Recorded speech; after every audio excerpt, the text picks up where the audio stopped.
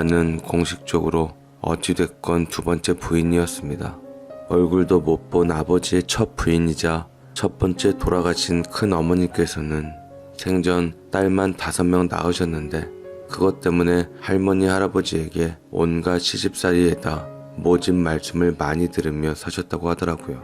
아들 못 낳는 스트레스 때문인지 항상 골골대시며 힘들게 사셨고 막내 누나를 낳고 나서 은석이라는 남자 이름을 지었는데 그 이후로 한 번도 아이를 가졌는데 아들이라고 하더라고요.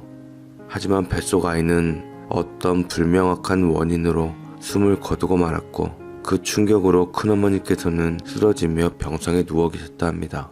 그 병간호를 간호조무사였던 우리 엄마가 하게 되었는데 그 인연으로 돌아가신 큰어머니하고는 친자매나 다름없이 잘 지냈다고 하더라고요.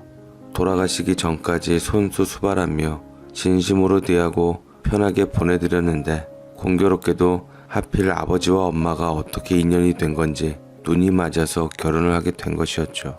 그것도 큰어머니 돌아가신 지 얼마 되질 않고 벌어진 일에다 뱃속에는 저까지 이미 생긴 탓에 주변 사람들은 모두들 엄마를 나쁘게만 몰고만 갔고 큰어머니와의 돈독한 사이였던 사실은 오히려 어머니께서는 큰 모함에 빠지게 했습니다. 아휴, 나쁜 여자 같으니 어떻게 친자매나 다름없다던 여자 남편을 뺏어? 행여나 고인이 살아생전 못 볼 꼴이나 봤던 건 아닐까. 아주 불쌍하고 가엾어 죽겠다니까. 사장님도 참 너무하지. 사모님 돌아가신 지 얼마나 됐다고 1년도 채 되기 전에 밑에서 수발 들던 여자를 부인으로 들인대. 딸이 5이나 있으면서 자식들 보기 창피하지도 않나. 돌아가신 사모님만 불쌍하지. 아참, 그래서 본가 사장님 사모님께서는 그 여자를 며느리로 받아들이신다고 했대? 도리가 아니라는 이유로 집안 망신시킨다고 한바탕 난리가 났다던데. 아휴, 확 내쫓아버리셨으면 좋겠네. 그런 여자는 큰 벌 받아야 하는데. 라고 말을 하는데 어머니께서는 담대한 심정으로 그런 지나가는 사람들의 못된 말들이나 말 한마디쯤은 눈 하나 깜빡하지 않고 아버지의 마음과 결정을 믿고서 오로지 저를 위한 태교에만 신경 쓰셨다 합니다. 그 사람들 말 맞다나 본가에 계신 친할아버지 할머니는 참다 못해 쫓아와서 아버지께 윽박지르며 다 큰 성인인 아버지를 무릎 꿇리고 집안이 떠나가라 거센호통을 치셨죠.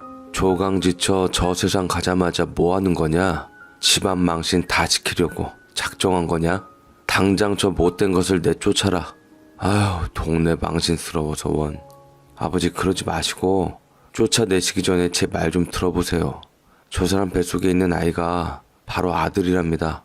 아버지 어떻게 해서든 제게 아들 안겨내놓으라고 말씀하셨잖아요. 제가 그 약속 지키겠습니다. 호통을 치셨지만 하늘의 도우심으로 복중태아인 제가 남아라는 사실을 알자마자 얼굴이 확 바뀌어버려 쑥덕쑥덕 거린 후 엄마를 정식으로 며느리로 맡기로 결정했답니다. 저는 그리하여 모든 이들의 염원을 품고 아들로서 이 세상에 당당하게 태어났고 부모님들의 넘치는 사랑과 누나들의 시선과 질투를 동시에 받는 존재가 되었습니다. 엄마는 제가 태어나자마자 제가 복둥이라는 뜻으로 제복이라고 불렀고 집안에서 정해준 이름은 영익이라고 따로 있었지만 엄마는 집안에서는 그냥 제복이라고 불렀습니다. 복두이 같은 내 새끼. 엄마는 네가 해달라는 건 모조리 다 해줄 거야. 하고 싶은 거는 다 하고 살아라. 이 엄마가 있으니까 절대로 널 아무도 못 건드리게 내가 지킬 거다. 이 애미는 너밖에 없어. 라고 신신당부하며 말하는데 정말로 절 애지중지 세상에 둘도 없는 금쪽이로 키우셨죠. 엄마가 사람들의 모든 편견 어린 시선과 떨어진 권위에도 그 자리를 꿋꿋하게 지킬 수 있는 것은 아들을 낳았다는 부심 하나 때문이었어요. 그랬으니 제 위치는 오죽 대단했겠습니까? 할머니 할아버지도 어머니께 처음엔 조강지처 자리를 수단과 방법 없이 꿰찬 천한 것이라고 멸시했으나 제가 너무나도 바르고 어른들 기준에서 모범생으로 잘 자라니 엄마를 인정할 수밖에 없었습니다.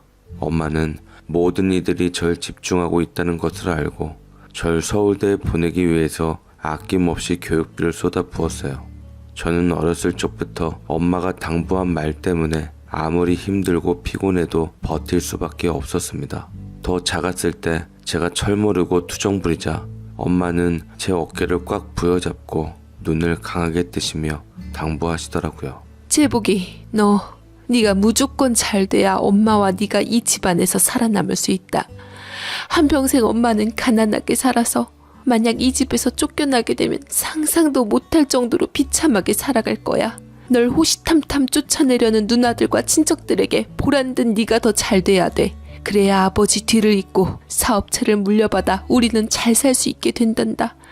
그러려면 네가 공부로서 아버지를 기쁘게 해드리고 인정받아야 해. 알겠니? 라고 말씀하시는데 어린 나이에 다 알아듣지는 못하지만 아무튼 내가 엄마가 시켜주는 교육을 모두 소화해내고 결과로서 증명해내야 지금 엄마 아빠와 남부러워하는 이 집에서 잘 살 수 있다는 것이었습니다. 아주 예전에 한번 외할머니가 아파서 집을 갔었는데 엄마 집은 저기 시골 변두리에 있는 다 무너져가는 집이었어요. 엄마는 냉혹하게도 돈을 바라는 형제들과 부모들을 모두 끊어버리고 커가는 동안 왕래 한 번 없이 나만 바라보시며 살았습니다. 저도 자연스럽게 사방이 적인 이곳에서 커갈수록 엄마만 의지하고 기대게 되었고 하나부터 열까지 엄마가 시키는 대로 엄마가 원하는 대로 모든 것을 엄마한테 맡긴 채 살아갔습니다. 필통에 연필 한 자루 지우개 하나, 공책, 옷, 운동화까지 엄마 취향으로 무장시킨 작품이 저였답니다.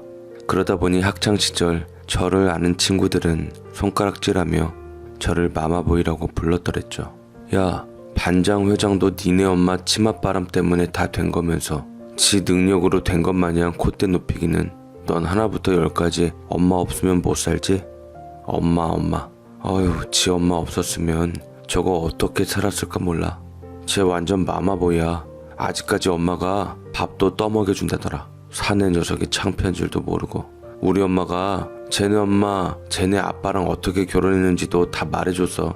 라고 친구들이 비아냥거리기도 했는데 처음에는 어린 마음에 쭈뼛거리기도 하고 그런 내 자신이 창피해져 갔지만 엄마는 그런 내 마음속의 창피함마저 없애버렸습니다. 학교에 기세등등하게 찾아와서는 교장 선생님을 납작 엎드리게 만들고 절 놀린 학부모들 죄다 소환해서 나긋나긋하게 지려밟아 주신 거였죠. 어린아이가 놀린 것뿐이라고요?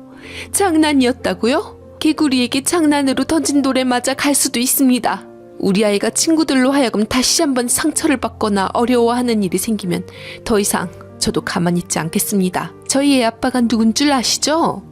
내 아이 문제로 저를 화나게 하지 마십시오. 집에서 알아서 아이 단속 잘해줄 것을 믿습니다. 라고 우아하게 말한 후 부드러운 강압으로 반박하는 학부모들을 입을 막아버린 후 기부금 형식의 돈봉투를 학교에다 뿌리다시피 하고 집으로 가셨죠. 그날 이후부터 반에서 저를 놀리는 사람은 아무도 없었고 아이들은 저와 친해지려고 애를 썼습니다. 저와 친해지지 않으려고 하는 애들은 다 내가 질투가 나고 부럽기 때문이라고 엄마가 말했기에 내 자존감은 하늘을 찔렀죠. 덕분에 제가 어렸을 적부터 바라던 것을 못 가진 적은 단 한 번도 없었습니다. 내가 원하면 모든 게 다 현실로 이루어졌죠. 그 후부터 항상 저는 콧대가 높았고 엄마를 위에 업고 오만방자하게 굴기도 하며 뒷책임은 항상 엄마에게 맡겼습니다. 엄마는 내 일이라면 발벗고 나서줬고 하나부터 열까지 엄마가 다 해주니 저는 엄마가 없으면 살 수가 없는 자식이 되어버렸죠. 엄마밖에 모르는 저를 두고 여전히 친구들은 마마보이라고 부르더군요. 누나들은 남동생인 저를 눈에 가시처럼 여겼습니다. 당연히 엄마 역시 누나들하고 그렇게 사이 좋은 편이 아니었겠죠. 나한테는 세상 다정한 엄마였지만 누나들에게는 차갑고 못된 계모였고 사람들의 뒷말이 심해질수록 엄마는 더 독한 사람이 되어갔습니다. 심지어 아버지마저 어머니 뜻대로 좌지우지할 수 있는 힘을 가지게 되었어요. 누나들은 자신의 위치를 더 이상 뺏기지 않기 위해 아버지에게 들러붙었지만 그것도 중간에 엄마의 계략으로 다 수포로 돌아갔고 화살은 만만한 저에게 갔지만 딱히 할 수 있는 것은 없었죠.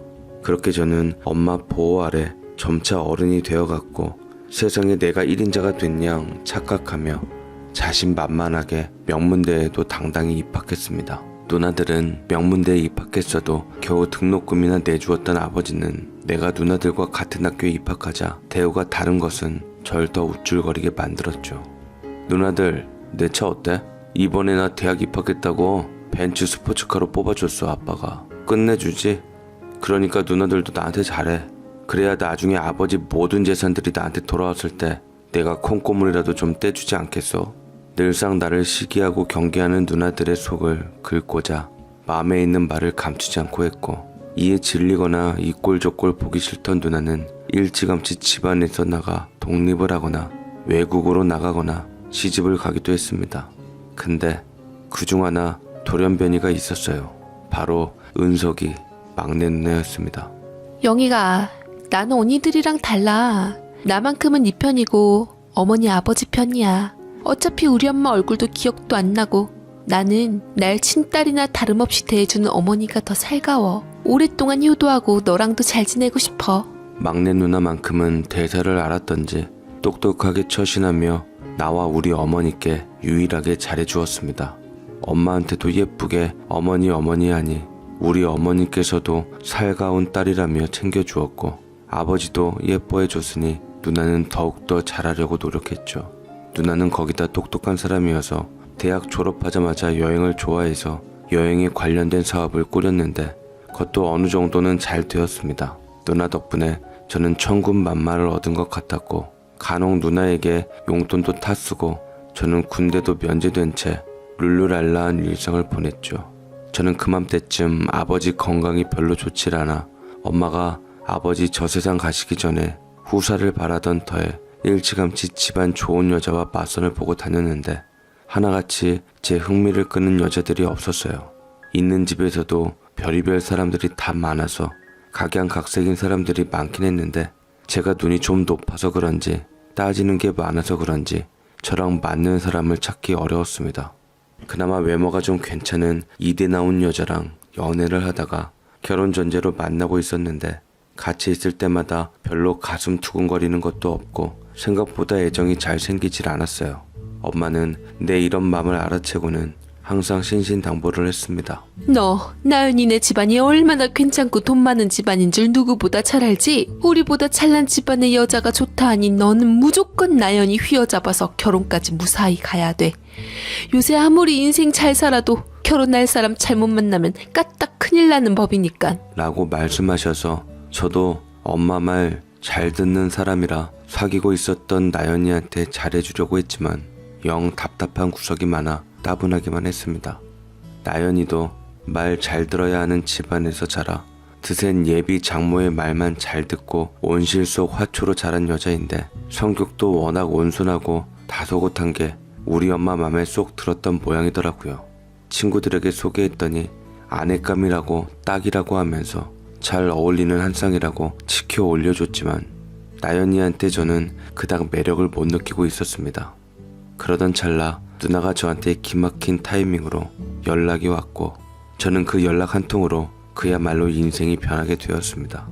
영희가, 너 시간 괜찮으면 잠깐 내 방 서랍에 있는 서류 좀 가져다 줄래? 깜빡 잊고 그만 놓고 와버렸네. 웬만하면 지금 빨리 와줘. 급하니까. 빨리. 라고 말해서 저는 당시 대학 졸업하고 조금 쉬고 있는 타이밍이라 시간이 남아 돌았기에 누나의 부탁을 기꺼이 들어줄 수 있었습니다. 그런데 누나의 회사에 서류를 가져다 주러 가보니 그곳에 여행 상담하러 온 어느 곱디고 온 여자가 세련된 스타일로 차분하게 앉아있더라고요. 웨이브진 단발머리에 딱 봐도 똑똑하고 지적인 커리우먼 같은 느낌이었습니다. 그리고 아이러니하게도 그녀는 누구보다 우리 엄마와 닮은 분위기와 외모를 가지고 있었어요.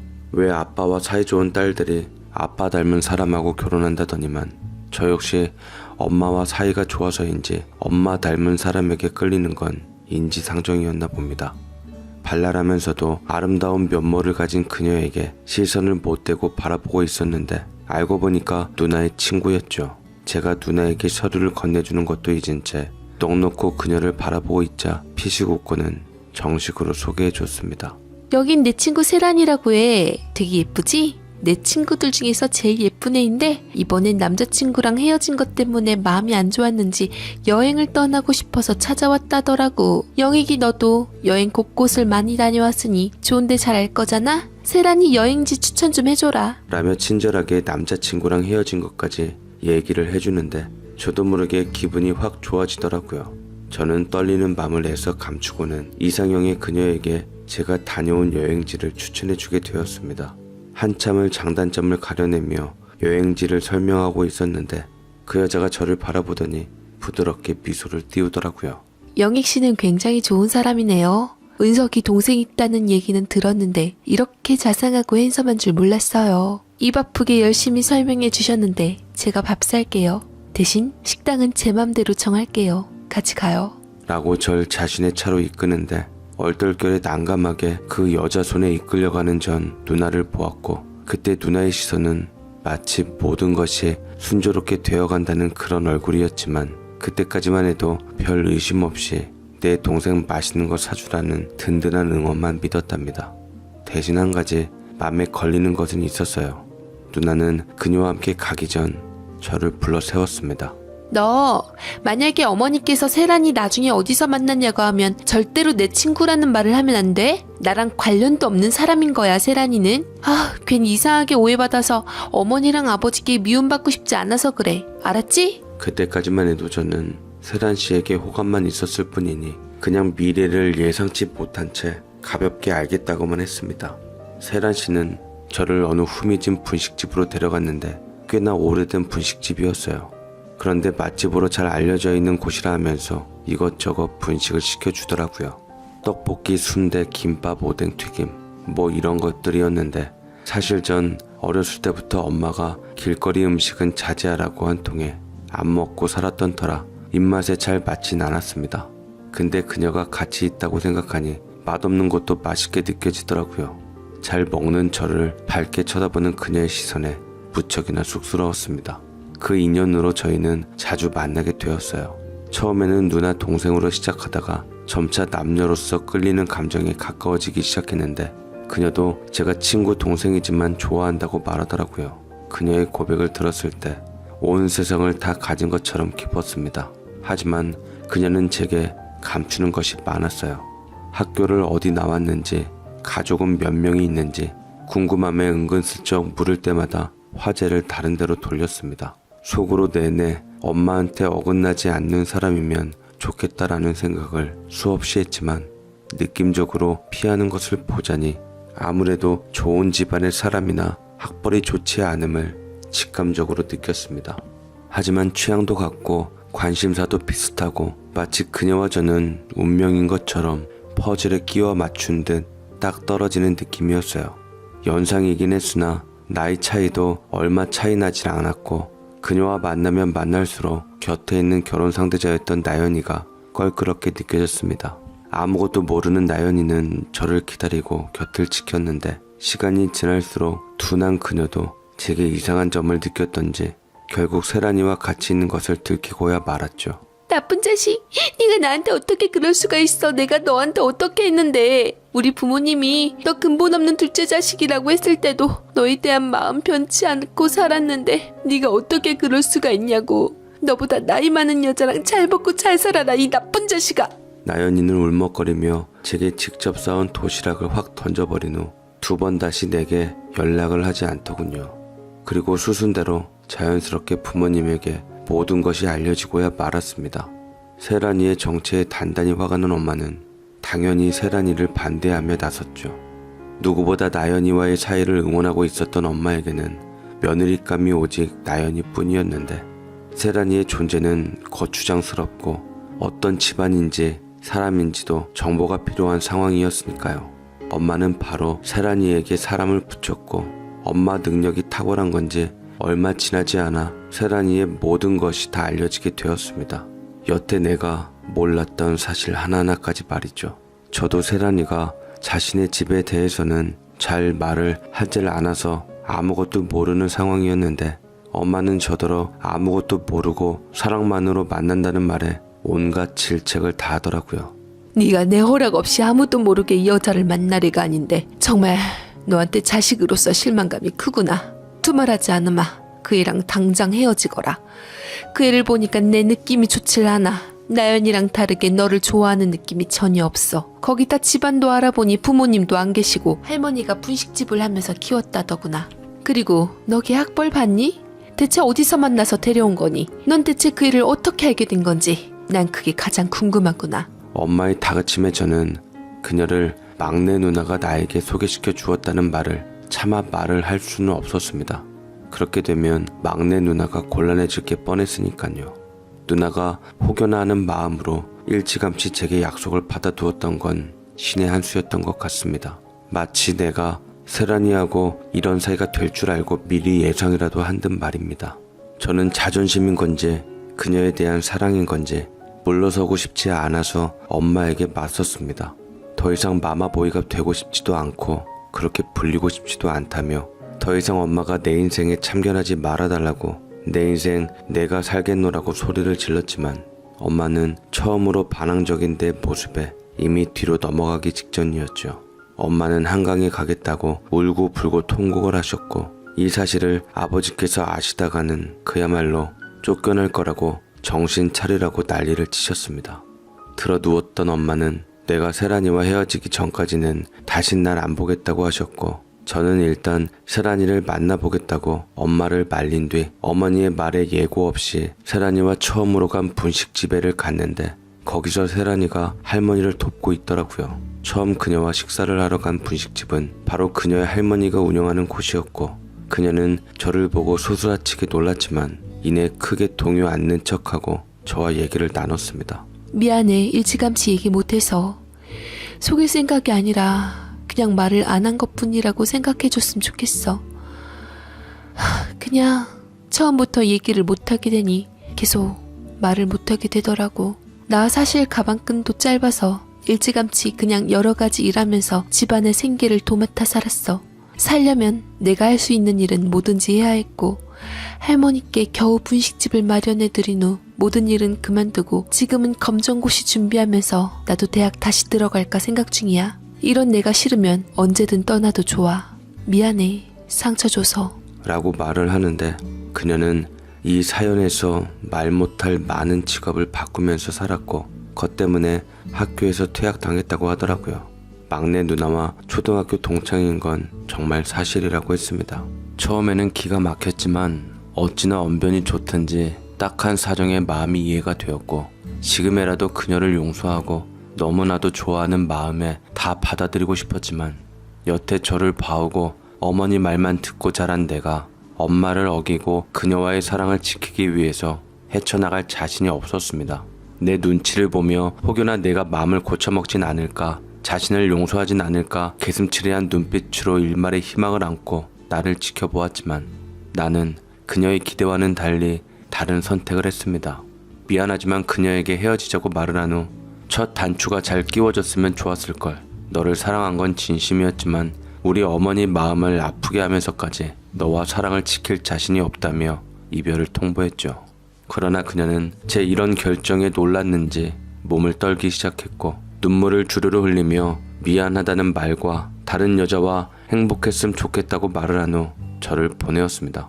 그렇게 깨끗하게 이별을 했다고 생각했는데 존중하고 존중받는 고상한 이별을 했다고 생각했는데 그것이 내 자의가 아님에 나는 이별을 했음에도 불구하고 모든 게 다 끝났음에도 불구하고 진정 받아들이지 못하고 후폭풍이 왔습니다. 걱정 마라. 곧 일어날 거야.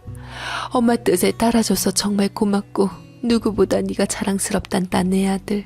엄마가 얼마나 사랑하는 줄 누구보다 잘 알지? 넌 반드시 누나들을 제치고 이 회사를 이어나가야 해. 호시탐탐 네 자리를 노리는 자들에게 네가 어떤 위치에 있는 사람인지 보여줘야 된다고. 그러나 전 매사 모든 일에 기운이 없었고 시름시름 앓기 시작했으며 곁에서 그토록 소중한 엄마가 날 간호했음에도 불구하고 난 정신을 차리지 못했더랬죠. 허나 다행히도 시간이 어느 정도 흐르자 그녀가 흐릿해지기 시작하면서 조금씩 잊혀져 가기 시작하더라고요. 기운을 차린 저는 본격적으로 아버지의 회사를 물려받기 위해 경영 수업을 받기로 했고 아버지 회사에 들어가자 어머니는 기다렸다는 듯 다른 여자를 소개시켜주기 시작했습니다. 그녀가 아닌 다른 여자들과의